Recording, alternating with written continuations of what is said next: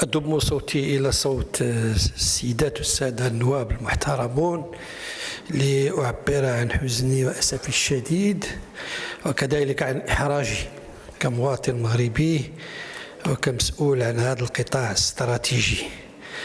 كما قلت السيدات والسادة الأساتذة، هذا لا تحييج الدور ديال الجامعة الكبير التاريخي.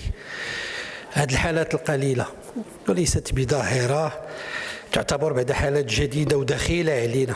كلكم دزتوا في الجامعات المغربية هادشي جديد، والمسؤولية فيها جماعية ومجتمعية.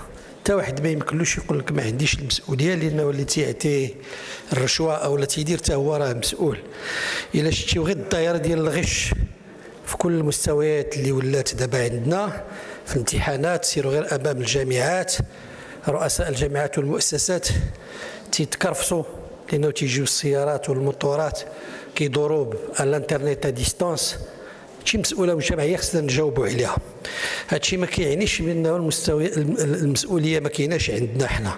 المسؤولية حنا عندنا جماعية ومتفاوتة. قلت المسؤولية المجتمعية، الإبلاغ تيكونش الإبلاغ عندنا الخط الأخضر مثلا ما عمرنا ما سمعنا شي حاجة جات من عنده.